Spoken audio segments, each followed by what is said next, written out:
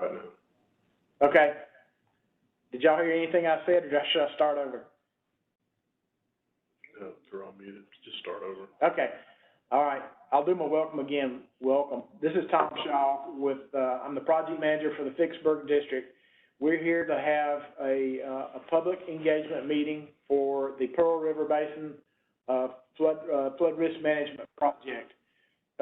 This is, if you will, the third in a set of meetings. The first two, last Tuesday, we held a meeting on the 23rd in Slidell, Louisiana. We followed that up with 2 meetings there in Jackson, Mississippi. And so today is a virtual-only session now at 1 p.m. and then an additional one at 6 p.m. I would just like to take this opportunity to welcome you.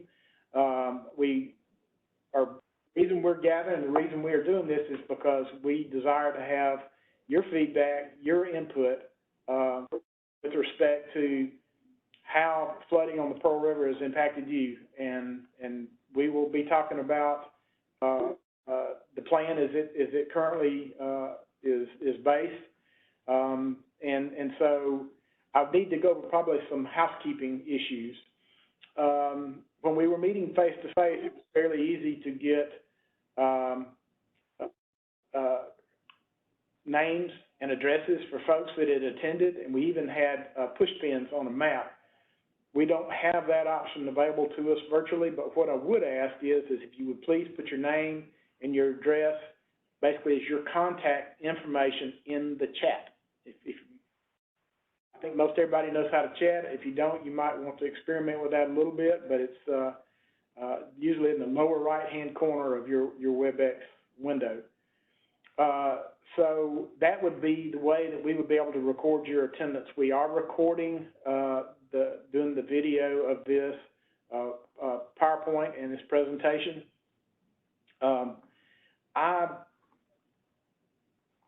Looks like we've got a lock meeting there. So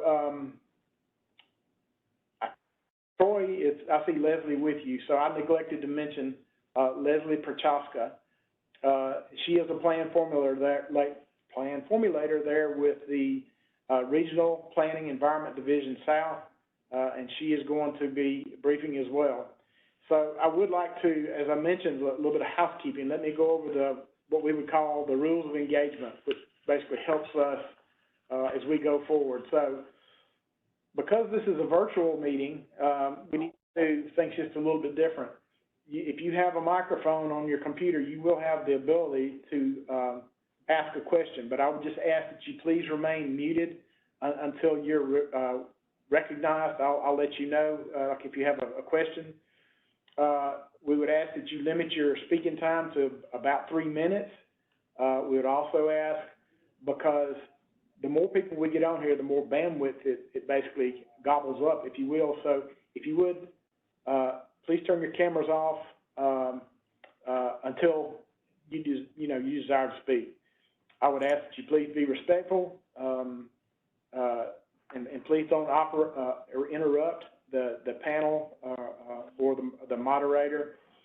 And then if for some reason we can't get to you and you cannot have the opportunity to speak, at the very end of this presentation, there is an email address that you can either make a statement or provide a question there. You also have the ability to chat and ask questions or ask for feedback there. So the other thing is that we have a website out there, and that website's continually being populated as things are developed. So there are multiple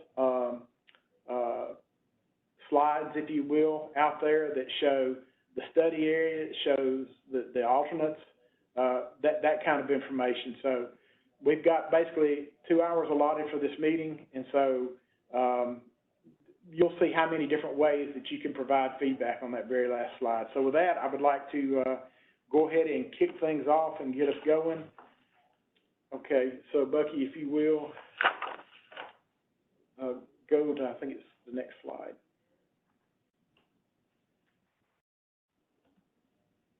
Okay, there's the study area. Next slide, please. think we got, Were you in the? these are the Oh, slides. this is the, associated with it. Yeah. Okay. Pause just 1 second. We're trying to get the correct presentation up. So I'm gonna continue on. So why are we conducting this meeting? This meeting is being done, we're providing opportunities for you, the public, to give us some feedback, to provide your comments, respect to flooding in the Pearl River Basin, particularly with respect to Rankin and Hinds counties. Part of the reason that we're doing this is the non-federal interest, which is the Rankin-Hinds Pearl River Flood Control and Drainage District, submitted a Section 211 draft feasibility study, environmental impact statement to the ASA. And as that was done, the ASA generated comments, and there were some data gaps. The ASA turned around and charged us, the Corps of Engineers, in particular the Vicksburg District, with trying to resolve those data gaps. And so that's why we're here today. Very briefly, we've got the authorization is Section 314 of the Water Resources Development Act of 2007. It basically said we may construct the NED plan, the locally preferred plan, or a combination subject to certain determinations. And then there's a modifier in Section 1176 of 2018 WRDA that basically said that we would assess the downstream impacts. So the next thing is the history there, and Mr. Constance will talk about that.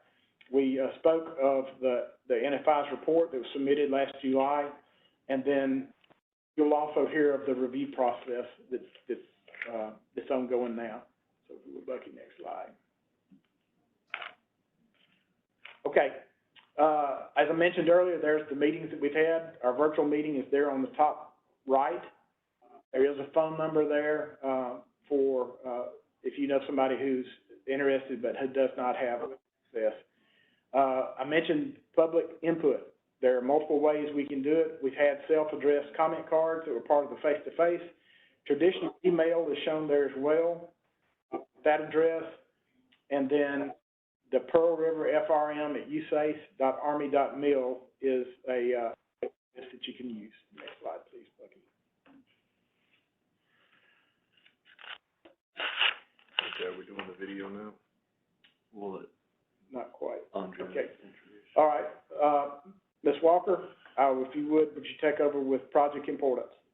Next slide, Bucky. Absolutely. If you could, yes, thank you. Comms check, you got me? Yes, ma'am. Excellent. All right. Thank you all for participating in today's virtual meeting for the Pearl River Basin study. We look forward to working with all of the interested parties like each of you to solve the flood risk management problems that have long plagued the Pearl River Basin in communities throughout the drainage basin. I am Andrea Walker, and I work in the Project Planning and Review branch of the Office of the Assistant Secretary of the Army for Civil Works. Our leader is shown here on this slide, Michael Connor. He is the Assistant Secretary of the Army for Civil Works. He could not be with us here today, but we do have a video from him that he would like us to share. If we could go to that video, please.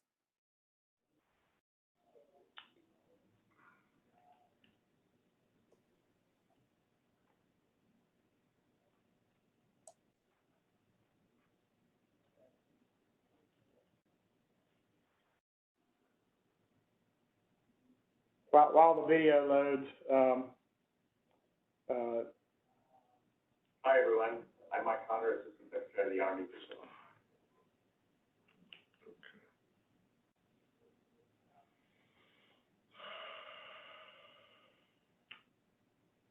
Ms. Walker says she needs to be unmuted.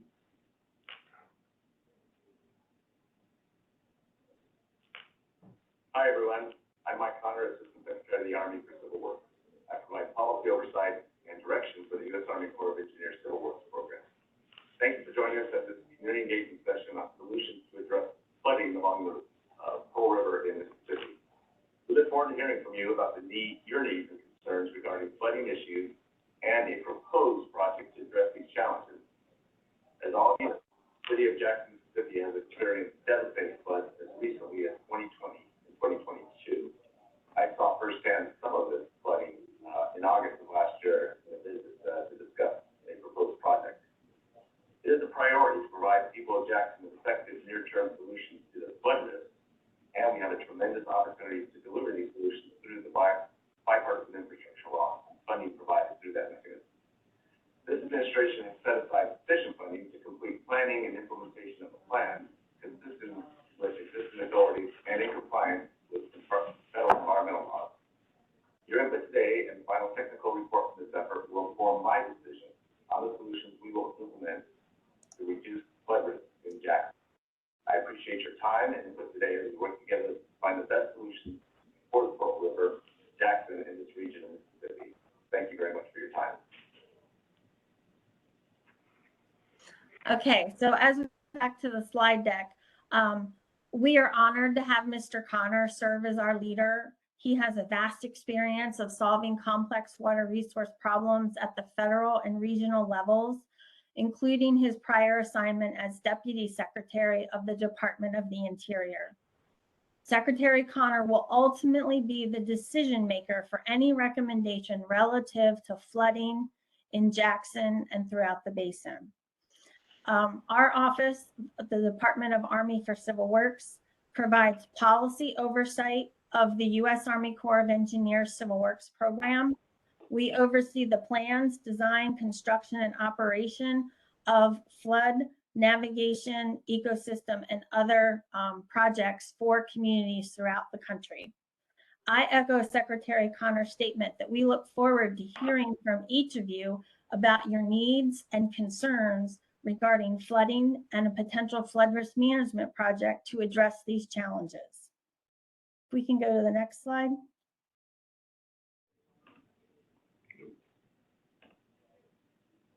Okay, so as Tom said, why are we here? We are here to advance a flood risk management solution after decades of repetitive flooding in Jackson and throughout the basin. For over 100 years, headwater flooding throughout the Pearl River has caused disruption to businesses, industry, residents, and a way of life for many folks, again, throughout the basin. Over 5,000 commercial and residential structures have sustained damages. Impacts have affected a population of over 500,000. Notable flood events include those from 1979, 1983, and most recently in 2020 and 2022. The 79 flood event flooded transportation routes, homes, businesses, and caused more than $223 million in damages in 1979 values. So that is substantial. The highest crest was experienced in 2020, notably impacting 2 minority and low-income areas of Jackson. In 2022, Secretary Connor was touring the Jackson area when the rain was falling and the river stages were rising.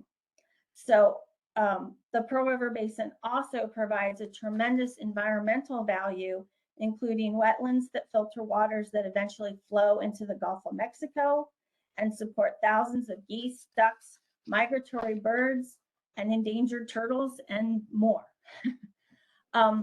For decades, the Corps and non-federal interests have sought to solve the flood risk management problems in Jackson and throughout the basin, but a lack of project justification, community support, and funding have stalled meaningful progress. We look forward to working with interested parties like each of you to solve the flood risk management problems that have long plagued the communities throughout the Pearl River drainage. If we could have the next slide, please. So there is a federal interest in providing flood risk management through the Pearl River Basin. In 1986, Congress authorized the Corps to plan, design, and implement a flood risk management project. In 2007, that authorization was modified through Section 3104 of the Water Resources Development Act of 2007. That authorization allowed the Secretary of the Army for Civil Works to select and implement an appropriate flood risk management plan without the need for further consultation by the Congress. Normally, we have an authorization to study a problem. We have to go back to the Congress for an authority to implement a project. In this case, Congress gave us all of that at one time, which is unheard of. Specifically, 3104 of the Water Resources Development Act of 2007 allowed that the Secretary may construct the National Economic Development Plan, a locally preferred plan, or some combination thereof, with the requirement that the Secretary make a determination that if an LPP is recommended, that it provides at least the same level of flood damage reduction as the National Economic Development Plan, which we'll explain in a little further, and that if the locally preferred plan is recommended, that it be environmentally acceptable and technically feasible. Following this authorization in the Water Resources Development Act of 2018, Section 1176 required that the Secretary also assess downstream effects. Bottom line, there's continued federal interest in providing a solution to the flood risk in the Pearl River Basin, but in the past, we have not had a plan and we have not had funding. Now we have that. Tremendous opportunity has been created by the bipartisan infrastructure law. That law provided funding for the Corps of Engineers to identify, design, and implement a flood risk management project subject to the approval by the Secretary of the Army. So now we have the authorization and the funding needed to provide resolution to the residents of the Pearl River Basin. Advancing a solution can now happen more quickly because we have the pieces that are necessary to make change. We are excited to reinvigorate the technical and community work to deliver for Jackson. We thank you for your participation in today's session. This is the beginning of an important process that can yield quick and responsive solutions, but we need to hear from the public on what your concerns are and what your ideas are. At this time, I will turn it over to Colonel Klein to discuss the road ahead. Thank you.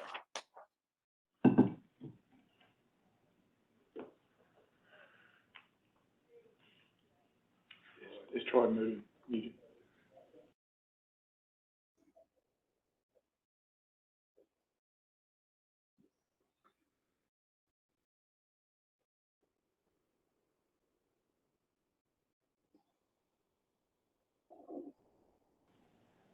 Troy, try again. We're having problems with your audio.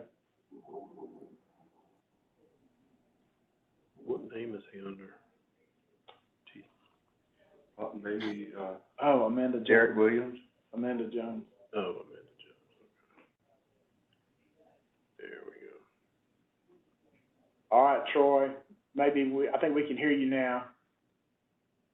Still shows on you. All There right, we go. thanks. Thank you very much. So my name is Troy Constance. I was introduced, I'm the chief of the Regional Planning and Environment Division, and I'm standing in for Colonel Klein. Would love to be here, but he has another engagement. So I'll give you a little bit of history. And it has already been stated, the interest in flood risk management for the Rankin-Hines communities has been an ongoing effort for many decades. In 1968, the Jackson East and West levees were constructed, but not all the flood risk were managed by this project. In 1996, the local interest proposed the Lafleur Lake Flood Control Plan, consisting of an upper and lower lakes on the Pearl River south of the Ross Barnett Reservoir. This plan was an alternative to the comprehensive levee plan. In 2007, USACE prepared a preliminary feasibility report and draft EIS, evaluating that local interest plan as well as a comprehensive plan. This report and EIS were not noticed in the Federal Register. However, it should be noted that that levee plan did not have local support. In March of 2012, the non-federal interest prepared a preliminary hydrologic and hydraulic report for a channel improvement concept, along with some initial inquiries of the local communities for a preferred plan with a smaller footprint. Flood risk management efforts were, the flood risk management effort was continued in 2013 by the non-federal interest, and they've rescoped the project and reviewed previous alternatives with input from the USACE, additional agencies, and the public. To efficiently and effectively consider as many measures as possible, previous reports were used, and where possible, reevaluating and considering over 60 alternatives. And during this effort, plans were updated through cost estimating, modeling, and other analysis where appropriate. Using this reporting, USACE is conducting assessments and, where needed, reanalysis of engineering, economics, and environmental factors of the alternatives. Next slide, please.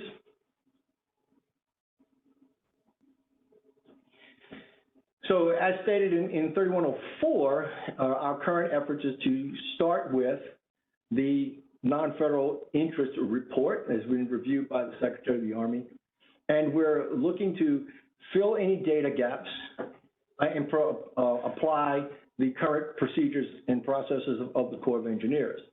Our goal is to develop a draft EIS to inform the Secretary's decision, and in this effort, we're directed to identify an NED plan. An NED plan is the National Economic Development Plan, and that is a plan that maximizes benefits, net benefits compared to cost.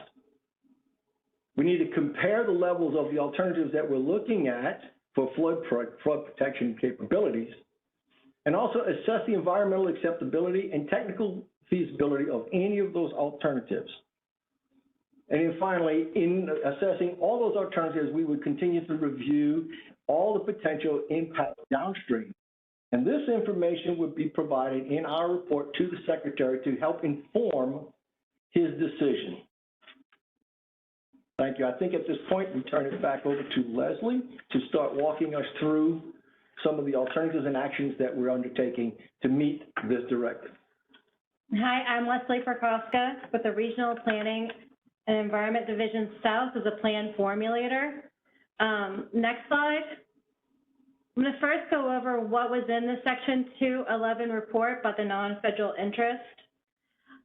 You'll see that there were 3 plans that were part of the final plan. We have been working collaboratively with the non-federal interest in understanding their final plans that were presented, and they included the non-structural plan. That was for the relocation of structures and the purchasing of the property that the structures were on within the 500-year floodplain. And you'll hear that also referenced later on as Alternative A, is the non-federal interest in the structural plan. Then there was a levees plan that included upgrading existing levees, constructing of additional levee segments, and or flood walls in unprotected areas, and the addition of pumps or gated structures as applicable. Then there was a channel improvement plan. That is the non-federal interest preferred plan that was submitted. That consisted of excavation to increase the channel capacity, demolition of the existing weir near the JH Fuel water treatment plant, and construction of a new weir with a low flow gate and fish passage structure further downstream. It also included the federal levee improvements, which is where the location and placement of excavated material is suggested, was in that plan, and upgrading of an existing non-federal levee that is currently around the Savannah Street wastewater treatment plant to make it a federalized ring levee around it. Okay, next slide. So that was what was submitted by the non-federal interest in their under Section 211 report to the ASA office, the Assistant Secretary of the Army of Civil Works. Now, currently, what we're working on, being the Corps of Engineers,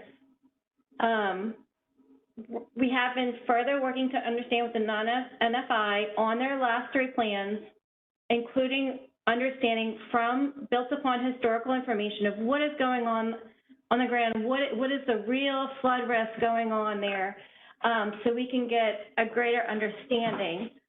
Sometimes reports don't always totally corroborate that, relay that information, so that working with them collaboratively has been very helpful.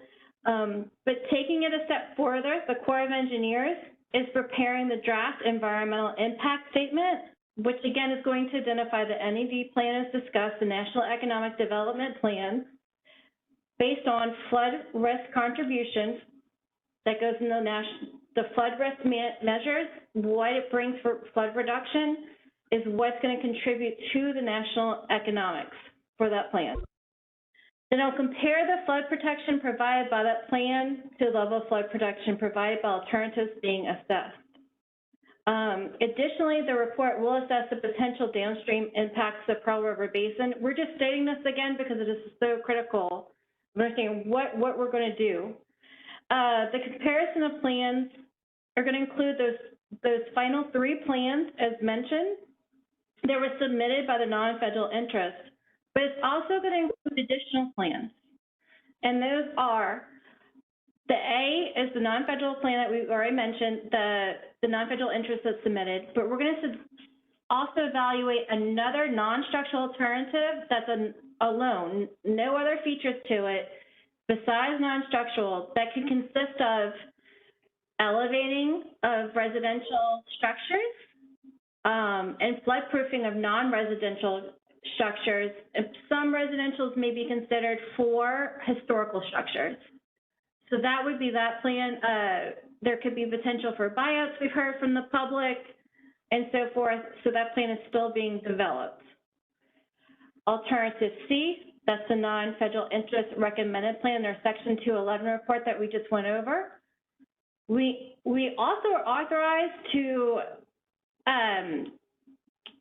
for Secretary Connor to possibly approve a plan that's a combination or hybrid alternative of the NED plan and a non-federal interest plan. So there's one of those that will potentially assess, and other potential alternatives as it comes in from the public. And again, we just want to reiterate that the EIS, it's not going to make a recommendation, the environmental impact statement. Rather, it's going to provide a comparison of alternatives. So Assistant Secretary of Army for Civil Works, Mr. Connor, can decide on the range of flood risk management options to approve. Next slide.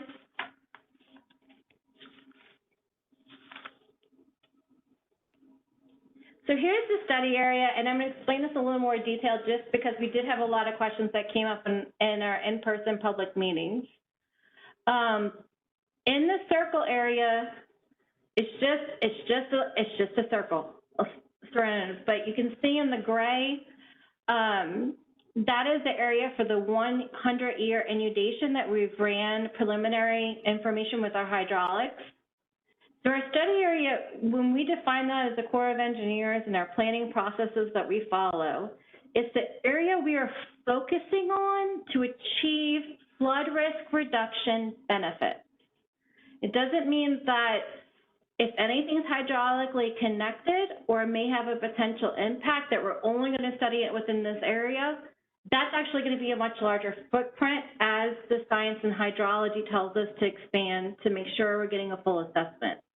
But again, the study area is to focus on the area to achieve flood risk benefits, and it includes the Pearl River watershed and major tributaries, primarily in the area of River Mile 270, which is located just south of Richland, Mississippi, and then goes north to River Mile 302, which is located just south of the Ross Barnett Reservoir Dam. The study area includes parts of Hinds and Rankin counties in Mississippi. So again, the study area is where we're focusing to achieve flood risk reduction benefits. Okay, and I'm going to hand it back to Troy Constance. Next slide.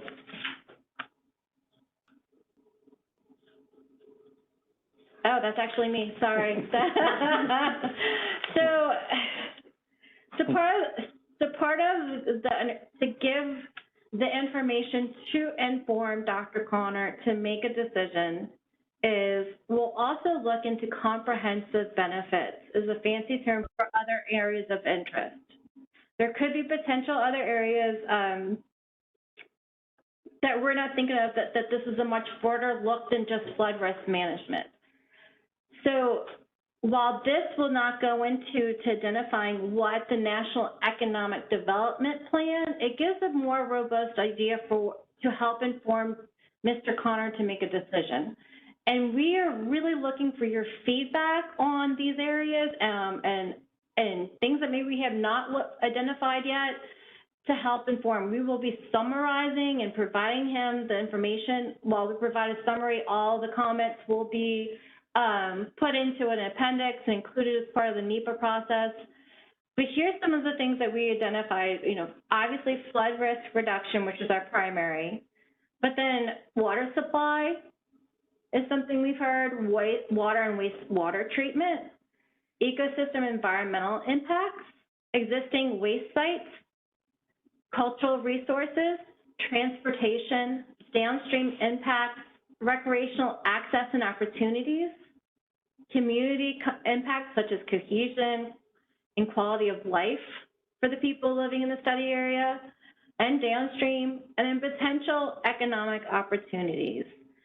So that's what we thought of, but this is really where when we get into the open session, and you'll hear Tom bring back up additional information, how you can provide input. We're looking for that input to give a full picture of what is impacting the communities.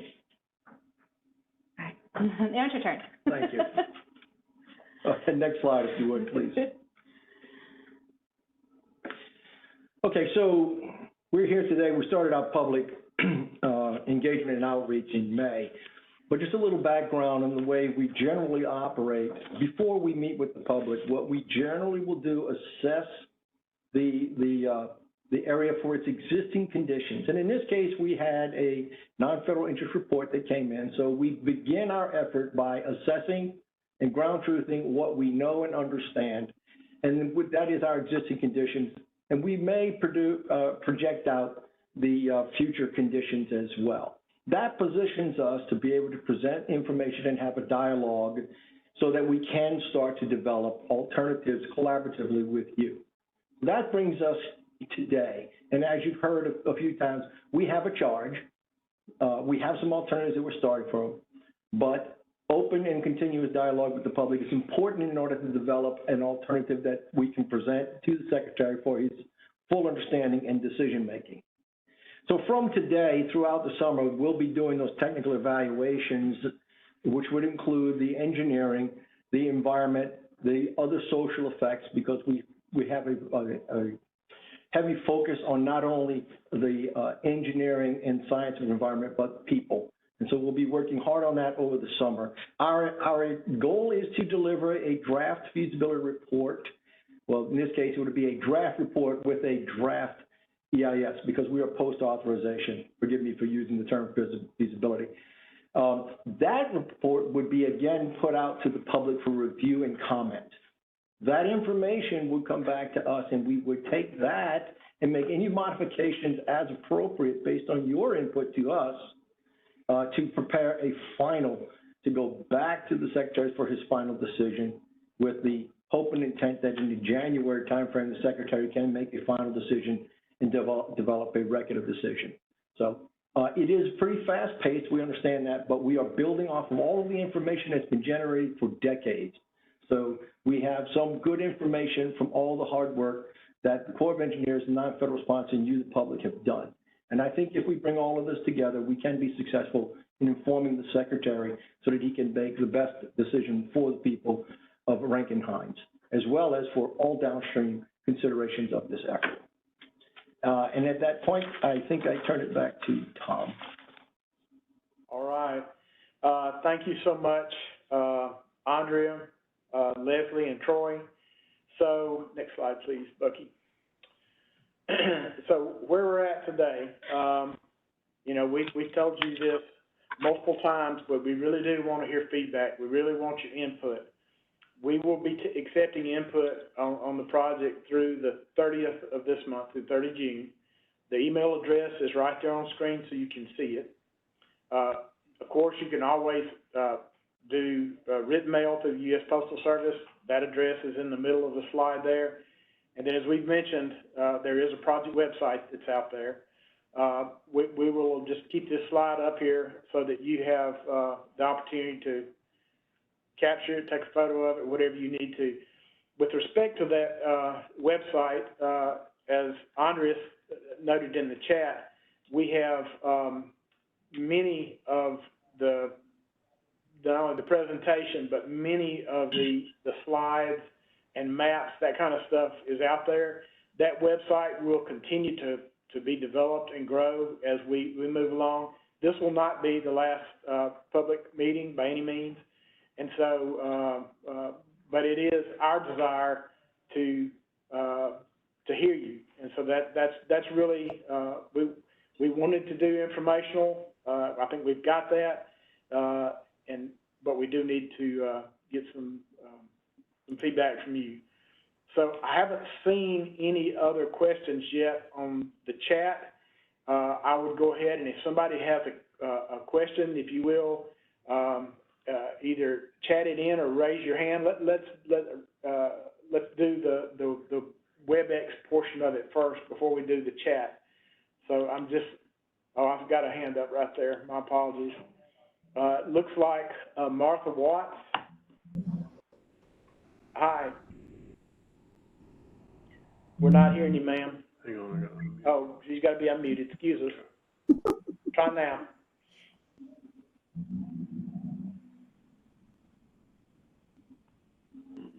Ms. Watts, you may be muted on your end.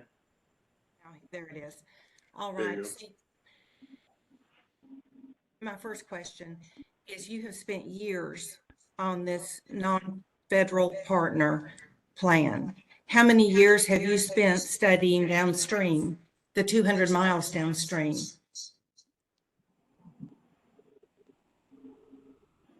Ma'am, I'm not sure of what the time step of looking downstream. We'll have to look into that and get you a better number. But for this particular effort, we're looking all the way down until the influences of any efforts that we propose here would terminate. And if you don't mind, I just want to, kind of make it clear, because we get these questions. I get these questions inside the Corps of Engineers. Study area and influence area are both considered in our evaluations. The study areas are generally defined by the authorization. Congress said you are looking at Rankin Hines in this particular case. Influence areas, we look at that the effects of any action for as far down as the influences exist. So in this case, we are looking at Pearl River as far down as till we see nothing else that changes from any action we take. When do you expect that to begin?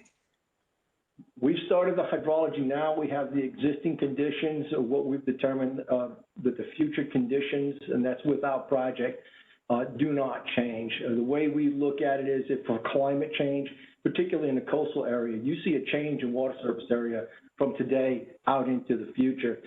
When you get in the upland areas, it's really about rainfall changes. And for this particular region, the rainfall changes between now and the 50-year period analysis are not significant to see a change. So we believe that we've captured both today and 50 years out for existing conditions. We're about to begin to run alternatives. As you said, we've started this public dialogue right now to make sure we capture any input that we need to evaluate. And when we start those, we'll start looking at downstream, because our hydrologic model is set up to look all the way downstream. All right. So I haven't seen any other hands go up just yet. We got Juan Fernandez. Juan Fernandez, please provide your input. Hey, thank you for holding this panel again. So I have a handful of questions. They might err more on the technical side, but I hope that some of the panelists can help me with them. The first question is about expected model changes. And so I want to know, what is the likelihood that the flood reduction predictions that were listed in the 2018 DEIS will change by more than, say, 1 foot? So for example, there's a table, it's table 3-3 in Appendix C, which shows that a 100-year flood event near River Mile 294 will be 8.3 feet lower with alternative C. Is it reasonable to expect that the updated predictions will show something greater than like 9.3 feet or less than 7.3 feet? So that's one question right there. And I don't know if one of the panelists can take that on. I'll start with that. As I said, we have the existing conditions in future without, which happen to be the same in this case. Those models done, and we've updated that with the most recent hydrology all the way up until I think it was 2020. I think is where they. So we have the hydraulic period record going all the way back to current, and that's it. We haven't done any of the evaluations of alternatives, as I stated before. So it'd be a little bit inappropriate for me to say what those outcomes would be. We just run the numbers and check it. Okay, thank you.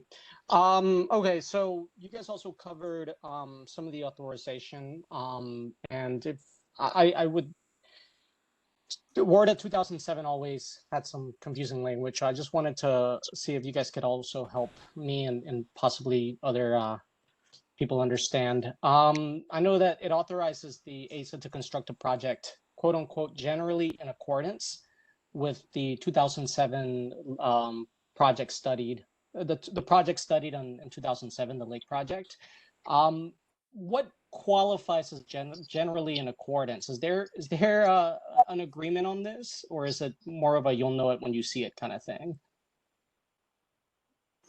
Juan, this is Andrea Walker. Hi, I think it's more the latter of we'll see it when we get there. Of course, that authorization was based on the 2007 preliminary draft report, which Mr. Constance mentioned earlier. That report evaluated a levee plan and a local plan, and that was just never finalized. So again, both of those were targeted towards providing flood risk reduction, and that's what we're still focused on. So that would be generally in accordance, but we will certainly reevaluate that as we better define alternatives and features and so forth. Gotcha. Okay, so questions on NED benefits.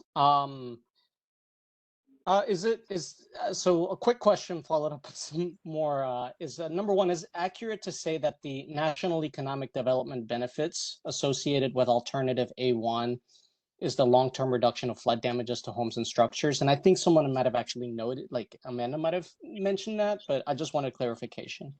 Is that the main benefit associated with A1? Well, national economic development benefits is the broad spectrum of possible outcomes. It's a reduction of impact in general, dollars to dollars of what you would prevent. In the case of A1, you would be effectively removing flooded structures from the floodplain and the damages that would be incurred if they were not. That's the comparative. Does that help? Yes. And I know that you said that there's multiple benefits. I am sticking with the NED because it sounds like that's what the authorization hinges on. So to follow up on that, is there are there any other significant national economic NED benefits associated with alternative A1 besides removing structures from the floodplain? Well, I think it'd be more effective to talk about how we look at benefits in general, because we look at all possible benefits for each alternative. Some obtain those benefits, some do not. But you have a broad span of benefits to include monetary as well as non-monetary. This administration has provided policy and guidance to look at comprehensive benefits, and the comprehensive benefits are very inclusive. And so they contain impacts that we traditionally, which if you've reviewed reports before, do not capture. And that is informative for the secretary and others to make the decision. And those would be regional benefits or impacts to minority communities or Yes. you know, that sort of thing. So as well as environmental impact, et cetera. So it's pretty inclusive. How you categorize them and how you measure them is a little different for each of those categories, but all of them are compared against all alternatives. And as I said, some Yes. show the benefits, some do not. Thank you. Mr. Fernandez, excuse Yes, me, can we allow some Yeah. other folks to ask? Absolutely, make a statement? absolutely. Thank you so Absolutely. much. Thank Dennis Reike, I believe you've got your hand up.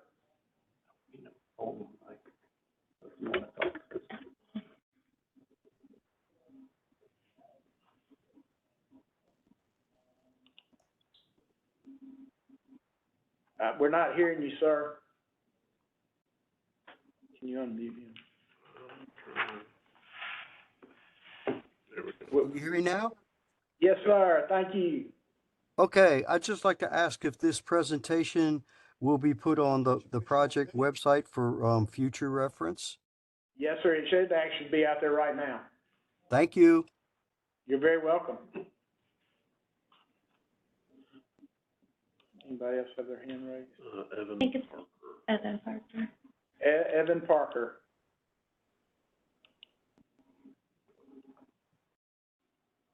Mr. Parker, let's make sure we get you unmuted. We're not hearing you just yet. We're set. Hi, my name's Evan Parker. I'm a Jackson resident. Yes, sir. And I am a professor of anthropology here at Millsaps College, and a frequent visitor to the Pearl River bottomlands. As far as my input here is concerned, I am a professional archaeologist, and I hope that in looking at the scope of these various alternatives, that all of the cultural resources, especially archaeological and historical, will be reviewed and studied. From what I have been able to see, a series of letters dating to 2006, 2007, issued by the Mississippi Department of Archives and History, it appears that in response to a 2006 draft report issued by Archaeology Mississippi, pursuant of responsibilities under Section 106 of the National Historic Preservation Act, that there would have potentially been quite a few archaeological sites affected by the LaFleur's Lakes project, an earlier project that was under review. From what I understand, this project and its potential impact area would be smaller. I am unable to access, at the moment at least, reports showing where these archaeological sites would be located that could be potentially impacted. But based upon what I have reviewed, there's several sites in Hinds and Rankin County, archaeological sites that could be adversely impacted due to dredging or flooding. These include sites, mound sites dating perhaps to the Woodland and Mississippian periods, and even some sites that might date to the Archaic period, contemporaneous with Poverty Point. There have been other archaeological sites destroyed due to the construction of the Ross Barnett Reservoir, perhaps as many as a dozen.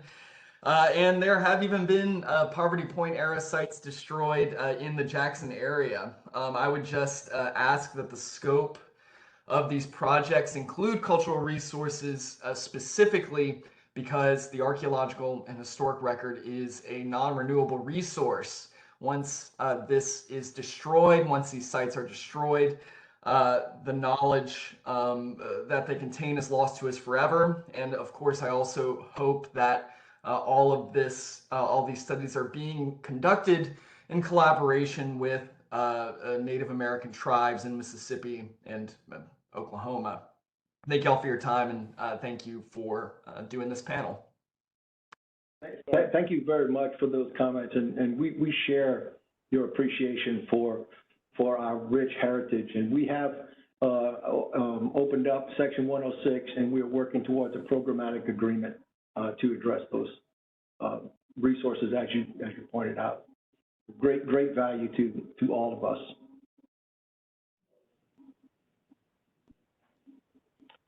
Okay, I see a hand raised from Dominic DeLeo.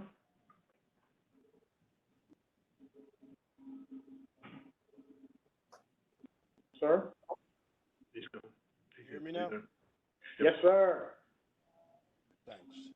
I have two questions. I'll ask them and then I'll listen for your answers. First question is, and I'm reasonably well versed in the various permutations of flood control projects. I just kind of want to understand the process. The previous permutation was essentially, in my view, organized and run by, I guess, what we would call the non-federal interest, the proponents of the One Lake project. And the public meetings they held actually didn't really allow public input. So I'm glad this meeting is happening and the other meetings have happened. Am I to understand that other than them presenting, that group presenting that plan, they are not involved, or they are not the intermediary to the community, that this will essentially be the community communicating with the Army Corps of Engineers? So that's kind of my first question.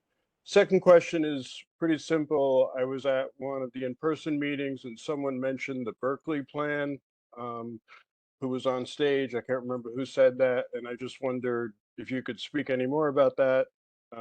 I understand it's an alternative plan that's being reviewed. So those are my two questions. Thank you. Thank you, Dominic. I'll answer this one for the team. With respect to the locally preferred plan, that is a plan that the Rankin-Hines Flood and Drainage Control District has put forward. Again, going back to the authorization, the secretary can select an NED plan, a locally preferred plan, or a combination thereof. So we are working with the Rankin-Hines Flood and Drainage Control District to utilize the information that they collected for the Corps of Engineers to then fill any gaps and do any further assessments and evaluations on other alternatives. I hope that answers your first question, that yes, we're working with them, but we're building upon their work and filling in and moving forward. With respect to the plan developed by UC Berkeley and Jackson State, I understand that was just rolled out in a formal public session last month. We still have to get together and coordinate with that team so we can better understand their recommendations and how that might fit in with our alternatives analysis. So we're working on that. Don't have much to share at this time. Over. Go to the Harlan Spence next. He wants to know about the DOT cost estimate on the bridges. Okay, just 1 second. Hello. Yes. So I own property on the Pearl River south of Jackson, and I'm concerned about the reduction in water flow if the One Lakes option is implemented. And my concern is the fact the raw sewage coming out of the city of Jackson and my ability to enjoy my property safely.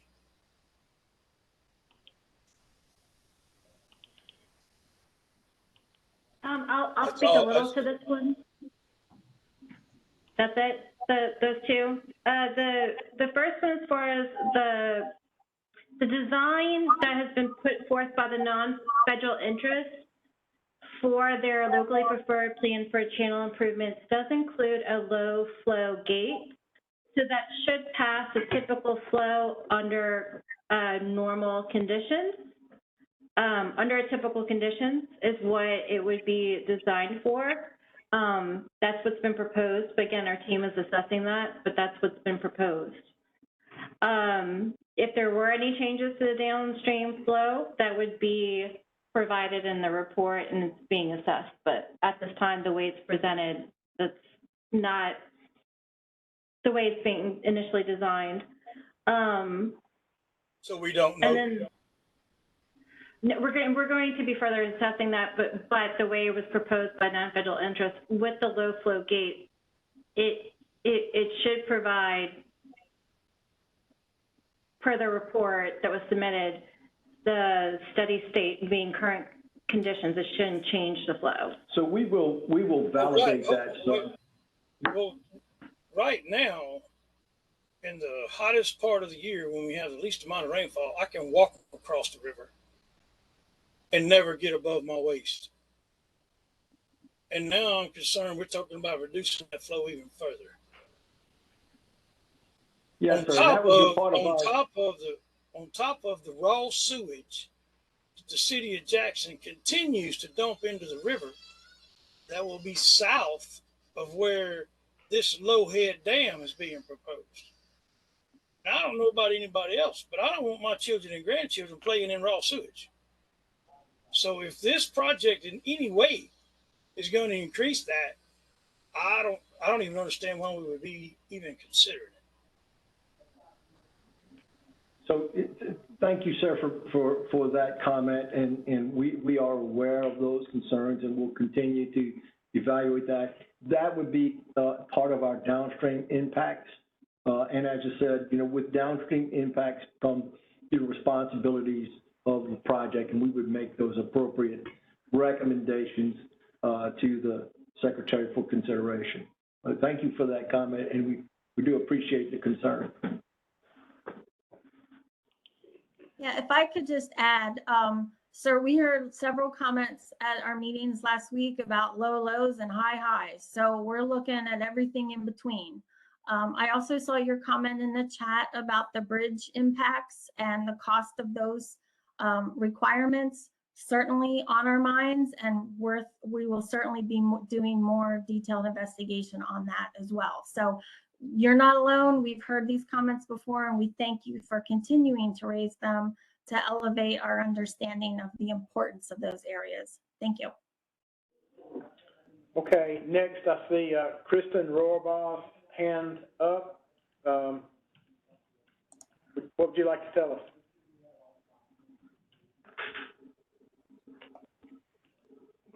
All right. Hi, everybody. My name's Kristen Rohrbach. I'm a civil engineer down here in Hancock County. And so my concern, or I guess question, is whenever you're considering both the environmental impact as well as the cost impact of this project, are you taking into consideration that the Pearl River does act as a discharge point for many wastewater treatment plants all along the river? But what comes to mind is here on the Gulf Coast and in Hancock County, we just recently had to relocate the outfall points of our wastewater treatment plants to the Pearl River because other rivers couldn't support it. So any reduction or inconsistency in flow doesn't just impact our seafood industry and estuaries, but it reduces the assimilative capacity of the river, which would lead to massive infrastructure costs on the Gulf Coast and in other counties to have to relocate our own discharge points if you reduce the flow of the river downstream. Thank you very much. We appreciate that input. We'll be mindful of that. Thank you. Okay, next I see someone with the Pearl Riverkeeper has their hand up. If you would, please identify yourself and make your comment. Good afternoon. This is Abby Brayman, Pearl Riverkeeper. We appreciate the opportunity to comment in this format, as this is the first time in the process that open question and answer has been available. So thank you for that. We were left with many questions after the release of the 2018 DEIS, and your Corps of Engineers technical reviewers noted 9 critical issues that could not be resolved at the end of their review of the One Lake DEIS. So I have 2 questions and a comment. So according to the 2018 DEIS, the higher water level of 258 feet at a new One Lake weir/dam will increase the flood profiles along all 8 Jackson tributaries. So flood risk management for residents living along Eubanks, Lynch, Town, and other creeks was not addressed in the 2018 DEIS. So my question is, will the Corps consider the basin as a whole and include the Jackson tributaries in their flood risk management studies? And if not, how many residents of Jackson who live along those creeks will be taxed to pay for the new lake but receive no flood risk management solution?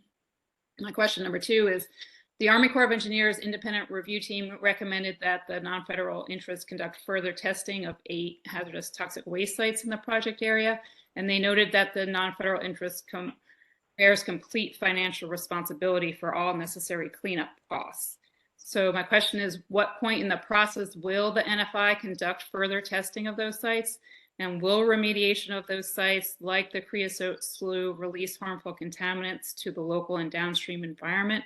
And will it require closure of the JH Fuel drinking water plant during the duration of project construction, as suggested in the 2018 DEIS? My final comment is, your own Corps reviewers state in the 2020 report that, quote, the existence of a 1,500-acre lake does not create any additional flood storage or conveyance capacity, and that, quote, the setback levee most likely will be the feature with the greatest flood risk reduction, end quote.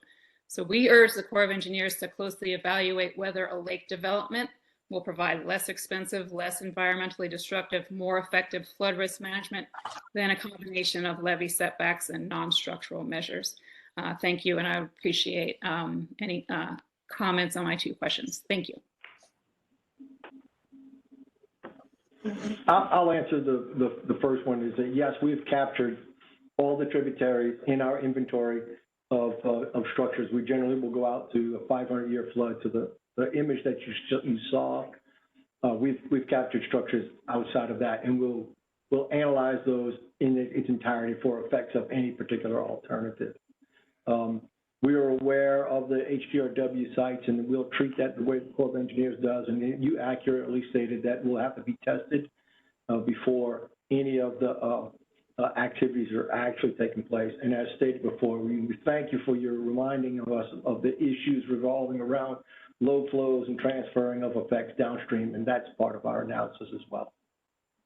As far as the water supply being impacted and potentially closed down, ASA has said before that, you know, there would be that would not happen. We would not shut down and potentially compromise the water supply. Those plants would not be shut down as part of this project. Any concern? And then I think there was one more comment about the ATR comments. So we are reviewing all of the comments provided to us by our review teams as well as those from the ASA as part of our response to our charge.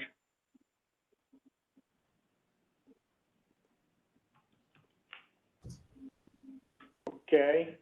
Leah Campbell had her hand up a minute ago. I think she hung up.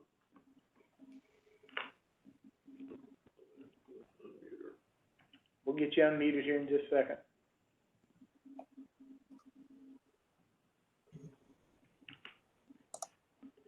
Mr. Frame asked a comment that it's difficult for some people to access the virtual meeting by WebEx. Will the recording of this meeting be available? It will indeed. It just takes a little while to get these things posted. Okay, Leah's ready. All right, Leah.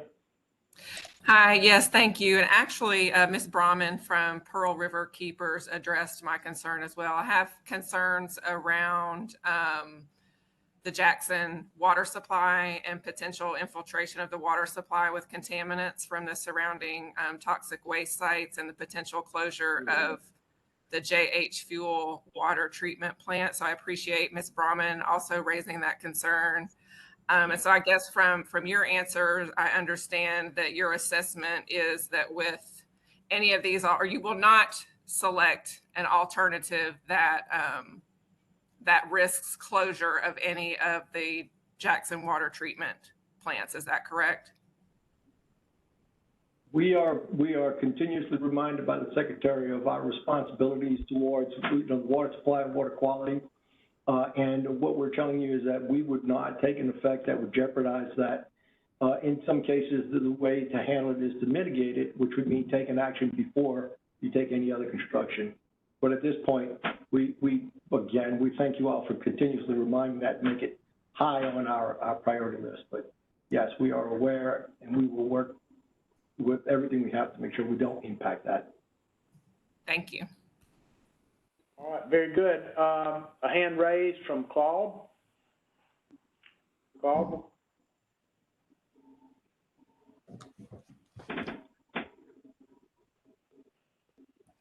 Are you there, sir? Yes, I'm here. Can you hear me? Yes, sir. Thank you. I noticed in the presentation on the thing that are considered affected, there's no mention of the Jackson Field underground storage area, and I had previously asked that One Lake attorney Keith Turner about how that will be affected, and he said it will not be affected. Is that the Army Corps of Engineers assessment too? And then I have another question. I'd asked that attorney Keith Turner about a map or a description of how each landowner's property will be affected by whatever plan y'all come up with, and he said they're working on that, but I've never received anything on that. But I'd like to know how each landowner's property is going to be affected by this project. Well, sir, at this point, I can't tell you how exact pieces of parcels will be affected because we still have to evaluate the alternatives. But it will say that clearly anything we recommend moving forward, the Corps of Engineers and non-federal interests would be required to obtain any appropriate real estate requirements. I'm drawing a blank now. Clearly, any non-structural alternative that affects individuals' property and home structures, that would be on a voluntary basis. We certainly don't want to do anything more than that. We will evaluate based on voluntary participation. And then again, if a more structural feature is selected for implementation, we'd have to determine what the appropriate estate would be. So we don't know at this time, but more to come, certainly. Okay. What about the underground storage area? How will that be affected by the project? Sir, we appreciate that bringing to attention. Unfortunately, I don't have our engineering staff here, but we'll bring your comment to them and ensure that that is addressed in our report back to the Secretary. Okay, thank you very much. Sure. Okay, just looking through the folks that are on the WebEx, and I am not seeing any other questions just yet. Melissa Samet has her hand raised. Okay, thank you. Melissa Samet, I believe your hand is raised. Yes, thank you so much. And I appreciate the opportunity to provide some comments here. I'm the legal director for Water Resources and Coast with the National Wildlife Federation, and we will be providing very kind of detailed technical scoping comments, as you're calling them, although it's not quite scoping, in the future. But I did want to highlight a couple of things that I think are particularly important to make sure that they are fully addressed. And I will start by saying I don't see how any of these problems that I'm going to highlight cannot be so large that I don't see how you can address them and do One Lake. I just don't see how you could build One Lake, approve One Lake, and not have this whole host of cascading problems for fish and wildlife, and very particularly for the residents of the city of Jackson. So I just wanted to start by that. And of course, as we've talked to Andrea in the past, National Wildlife Federation very much opposes one lake. We urge the Corps not to select one lake and to do something different here that will help people and wildlife both. I did want to highlight a couple of issues of particular concern that I'm hoping this EIS will actually very carefully assess. From starting from the straight environmental perspective issue, one lake has been documented as going to cause destroying some 2,000 acres of floodplain wetlands and other floodplain habitats, and also going to eliminate about 2,000 acres of diverse in-stream river habitats and ecologically vital streams. And that piece of it always seems to get lost. So the in-stream habitat for fish and wildlife, of course, is extremely important. And I think that needs to be assessed, as does the loss of natural flood protection. Very specifically, what will the impacts be to increase flooding resulting from building this type of a project? So that was one thing that I wanted to highlight. I also want to highlight, as I'm sure the Corps is well aware, going back to the issue of contaminated toxic sites. So as we understand it, there are potentially up to 8 highly contaminated toxic sites in the project area that would either be directly affected or potentially indirectly affected. And I understand that the Corps has said that the local non-federal sponsor has to actually clean all that up before any construction will begin. But I think it's critical to highlight, and hopefully the Corps will assess this very carefully in the CIS, that cleaning up toxic sites is, 1, extremely expensive, 2, extremely costly in terms of time and resources, and 3, not always very successful. And some toxic sites still aren't cleaned up after 20, 30 years of efforts to do so. So if all that cleanup doesn't happen, and doesn't happen properly before any construction begins, community members will in fact be exposed to toxins from one lake. And I think that's just something that really needs to be acknowledged and accounted for in the EIS. And there can also be, of course, the exposure if the cleanups aren't done properly. So plus all the cost of doing that. So that's just something I think is going to be really important to make sure you're really honing in on in the EIS. Certainly appreciate the fact that the Corps has said that they will not compromise Jackson's water supply. Since one lake is in the area of the intake for the JH fuel plant, we don't see how that could happen and still allow one lake to move forward. So we're hoping that that is fully accounted for. Both the impacts that will result from the dredging during construction, that could take 3, 4, maybe longer years, who knows? And also then the adverse impacts on that plant and how hard it would be to operate it going forward with their degraded water quality following plant construction, the one lake construction. So the other thing is, of course, the importance of, does one lake actually provide any flood storage capacity? And if it doesn't, it is not a flood mitigation plan. We believe it does not. We believe that the Corps technical reviewers, I know that Corps technical reviewers, at least one has said it does not create flood storage. So if it doesn't create flood storage, then it is not a flood project. And I'm hoping that the EIS will fully acknowledge that. We would like... Ms. Hammond, can we give an opportunity for somebody else to ask a question? We greatly appreciate your input. Yeah, if I could just have a chance to just highlight 2 other quick points, and then I will be quiet. But I would ask the Corps to look at a new alternative that's not evaluated, has not been highlighted, and that's one that uses a combination of carefully targeted elevations, voluntary relocations, river and floodplain restorations, levee setbacks, and other similar actions that in combination can reduce flood impacts. So not just an all or nothing, we have to buy everything out, but look really carefully at this combination of issues. Also properly accounting for the project's true cost of one lake is going to be critical, because those costs are going to fall, many of them, onto the residents of Jackson almost certainly, and they're going to be enormous.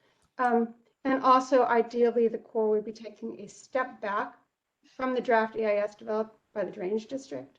That EIS was so full of problems that, from our perspective, it shouldn't be used as a starting point for the Corps' analysis.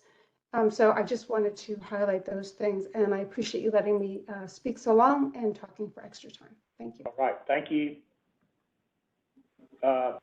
Charles Pfeiffer had his hand up earlier. Do you still have a comment, sir?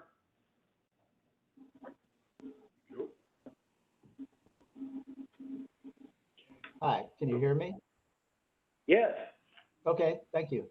I'm Charles Pfeiffer. I'm on the board of the Jackson Audubon Society. Thank you for this opportunity to speak and present our points of view. The main thing I wanted to bring up today was the potential, probable, well, certain, I guess, impact of Choice C, one lake on LaFleur's Bluff State Park. I would say that a healthy city values its green spaces. And the one lake proposal, by all accounts that I've heard, will damage LaFleur's Bluff State Park, which is the premier green space in the Jackson area. It's in between the Pearl River and Jackson. Green spaces are something that it's very hard to put a dollar value on. But I would say that the park serves the community by providing fishing, walking, hiking, camping, educational opportunities. It's a National Audubon important bird area. And the park is the location of the Jackson Audubon Prothonotary Warbler Nest Box project, which has been going on 23 years, plus a 5-year scientific study. It's the subject of a National Magazine article last year and a scientific paper. The Prothonotary Warbler, for those of you that may not be bird people, is a gorgeous yellow bird. It's a bird of conservation concern. They've undergone a 40% population decline since 1970. So not on the endangered species list, but getting them in fairly good numbers is where you want to be to keep them off of the endangered list. So what's the value of a green space? I say priceless. And with that, I relinquish the floor. Thank you, sir. I appreciate that. We heard some similar comments about how people treasure the LaFleur Bluff State Park last week. So I appreciate you elevating that to us. Thanks. As I would offer one comment, as was mentioned earlier, Colonel Christopher Klein, the Vicksburg District Commander, could not be with us for this afternoon session. He will be a part of this evening session, but one of the things that he has made very clear to each and every person that's associated with the project is that the Corps of Engineers is neither a proponent for this plan or an opponent for this plan. So we are charged with, unbiased evaluation. So I will say that. And looking for any other raised hands. I'm not seeing any right now. Are we on mute?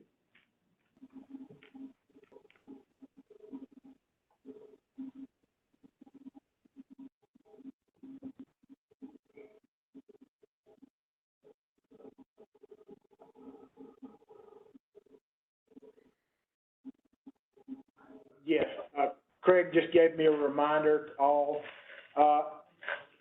There are multiple ways that you can submit comments. Of course, you can always send them to the U.S. mail. They can be submitted through the email address that we have, the Pearl River FRM at usace.army.mil. This session is being recorded. The chat is being recorded as well, so we very much value your input. Mr. Spence, back up again. Mr. Spence is your hand raised, sir? Do you have another statement? I just wanted to make sure you understand that I'm not angry at any of you, and I do appreciate very much your willingness to listen to the opposition to this one plan.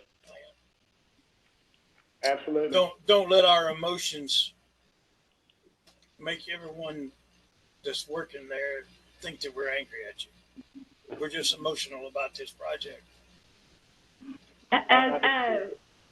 Yes, thank you. That I will tell you, the team is listening to your comments, and we take your emotions just as how important this project is to you and is to us as well. Thank you. Thank you very much.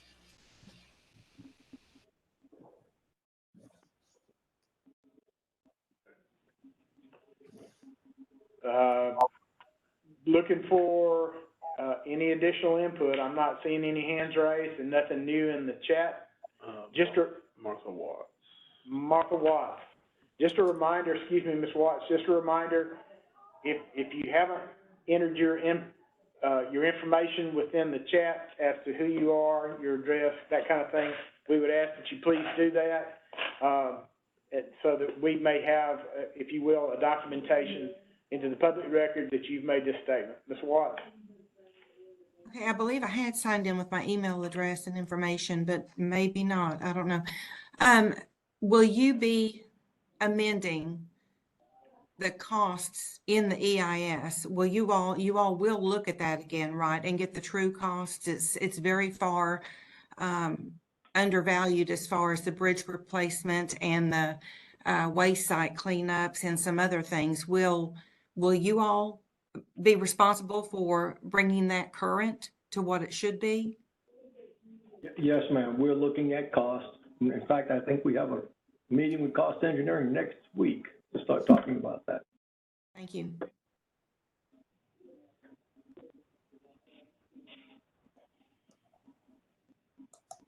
And Mr. Fernandez. Okay. Mr. Fernandez? Thank you for letting me double dip here. So a lot of the questions that come up are about cost, and I wanted to return to one about the NED. So I understand, I forget who said that there are a lot of benefits that are going to be considered, but I am just sticking with NED since it seems like that's explicitly stated in the authorization. So another question about NED benefits. The Berkeley plan, it's my understanding, it calls for removing or mitigating obstructions along the river, particularly between Lakeland Drive and Interstate 20. So are there any NED benefits associated with removing abandoned structure? Because I know at some point this plan called for the removal of an old railroad bridge near the water plant. Do you guys know if there's any, like in general, if there are any benefits associated with removal of old infrastructure? That's kind of a tough question to answer.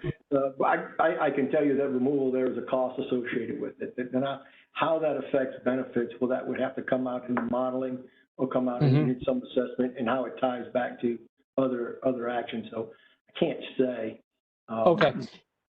Yeah, and I guess I know that in all of these things, the flood reduction is a benefit. So the question is more directed at other financial benefits that might be associated with it. Similarly with removing or replacing or improving bridges, such as the Kansas City Railroad or the Old Brandon Road Bridge, I know that those, the models show that they do create choke points. So I understand that there's going to be benefits and if these things are replaced or updated, but I don't know if there's any other benefit that you guys are aware of, as in the state government or the city government would be replacing these bridges at a subsidized cost. Is that something that y'all can comment on? Well, let me answer the part about, benefits. And as I think Andrea said, you start to see it when you generate information. As you gain more insight, you start to be able to focus in where you can gain benefits. That may be something that you would focus on, maybe not. I just don't know until we look at all of the hydrology. With respect to subsidies and things like that, that's outside of my field, and perhaps Andrea could answer. Unfortunately, I can't add to that. That might be something we'll have to just take down as a due out from this meeting, is to look into that as we move forward. Yeah. Okay. And one quick statement. There are a lot of questions. Well, there have been a couple of questions about the Berkeley plan. I was with the faculty and staff when they were formulating it. So I say that number one, when we talk about it being a Berkeley plan, I think that you will also start to get a narrative that it's like somehow outsiders coming in, and I do want to work against that, because it was made with local support. Abby Brahman, Pearl River Keeper, was also active in that. You know, if someone has questions on that, I would love to try to answer them like at another place. But I don't know what the latest iteration of that plan looks like, so I wouldn't necessarily be giving you the most up-to-date plan. But that's it. Once again, thank you all for letting me double dip in this in these public statements. And if y'all don't mind, I might have another statement this evening, just because I love y'all so much. But thank you, everyone, and goodbye. Thank you, sir. All right, I'm not seeing any additional hands raised. I saw Andy Frame. Yeah, I took him down by accident. Uh-oh. Muted. Mr. Frame, can you hear us? I can. All right. One today.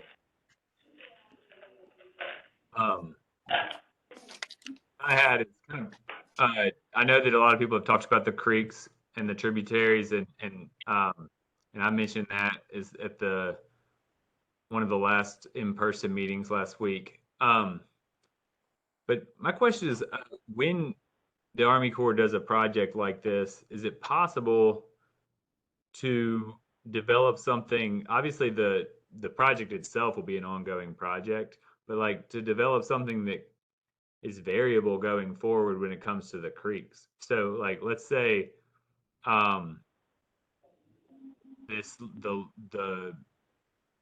One Lake project happens, or something like that happens, and it results in the creeks being higher, and it's really difficult to determine what the effects of that will be until we actually see it in place. You know, I know that we can model it, but like a lot of the community, the neighborhoods throughout the city already experience flooding just from regular rainfall because of the creeks. And so one, like, can the Army Corps, because the creeks, as I understand it, are under the responsibility of the city of Jackson. So if the city of Jackson Public Works is now going to be responsible for what happens because of this project, could the Army Corps have a kind of more direct relationship with the city to support that project, because this project could potentially cause more flooding?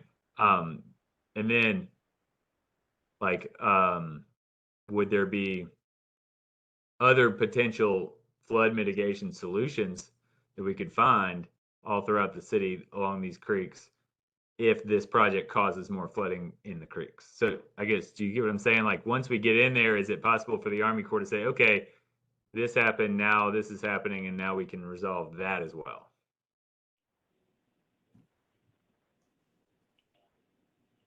So when we do an analysis, we look at the entire system. And what you're describing is if there were impacts that would be accounted for in our decision making. In general, we don't implement plans that generate impacts. We're in the business of reducing impacts. And so if there are, then we would have to include in our plan some measure of addressing that. Now, there are projects within the nation that are pretty old, and there's been changes, and there are programs within the Corps of Engineers' capability to go back and modify projects.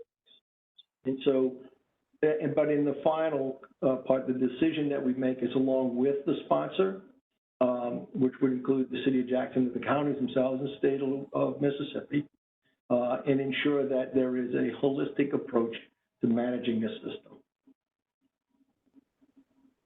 Yeah, I think one thing would definitely help is, you know, just a general cleanup of all the creeks. And that could be something, if the Army Corps had funding to do right now, would be amazing to just go clean up the creeks right now.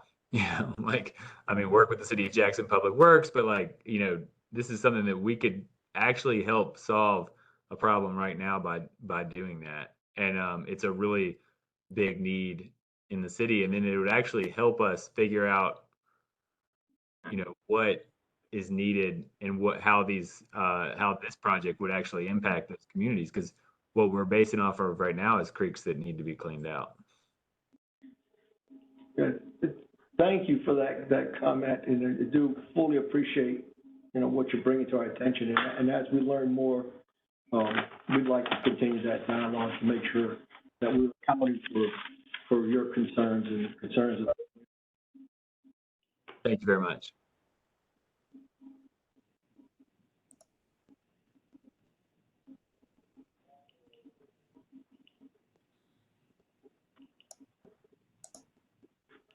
Any hands, Bucky? Nope. Okay. Not seeing any more hands raised and no more questions in the chat.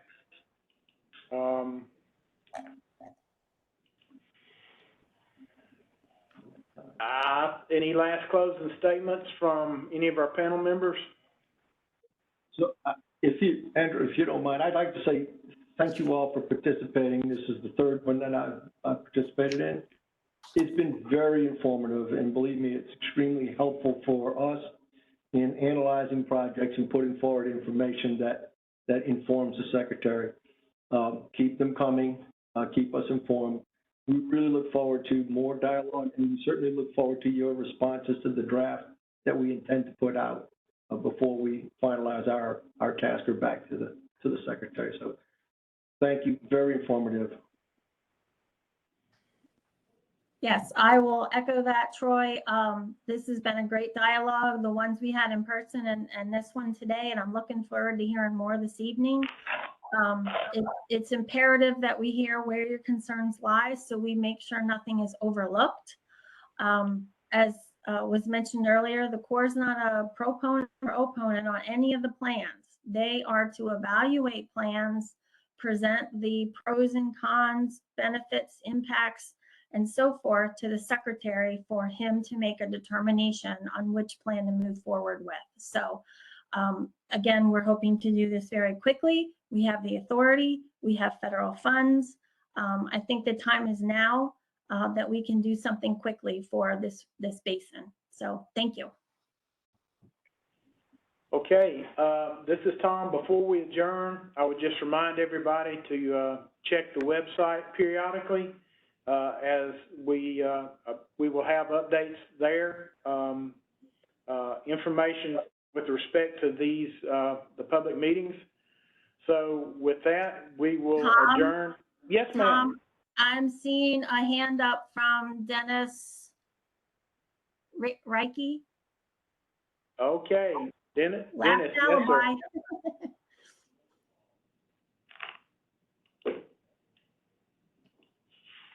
There you go. Okay, can you hear me? Yes, sir. So since there is funding available and since there is a plan, can we assume that once the secretary or assistant secretary of the Army issues a record of decision, something is going to get built? That is the plan at this time, sir. Again, there is not a plan selected at this time. We are still doing our evaluations. But theoretically, what would happen is the secretary would make a decision. He would sign the record of decision. We have those federal funds that we need to cost share with a non-federal sponsor. So we need to ensure we have that sponsorship available to us, and we would have to do the design and prepare for construction and get appropriate agreements in place, real estate in place. I mean, there's a lot of work. It doesn't happen instantaneously, but certainly we're in a better position than we ever have been in the last several decades. Could you review the non-federal cost share? Is this still 75-25? 75 federal and 25 non-federal? I don't want to misspeak. It's either 75-25 or 65-35. But we will cross that bridge with those requirements when we get closer to a recommendation. Thank you. Yes, sir. Okay, maybe I just make one statement here. As Ms. Walker said, we don't have a plan going forward. We have multiple alternatives. We are engaging you as early as possible to try to get your feedback. That's the purpose in these meetings. And it has been very valuable to the entire PDT, the feedback that we received in the face-to-face and in this virtual meeting. So, Bucky, any last hands up? Okay. Well, with that, we will adjourn and call this meeting to a close. We will do this again at 6 p.m. today. Okay. Thank you, everyone. Thank you. Bye-bye.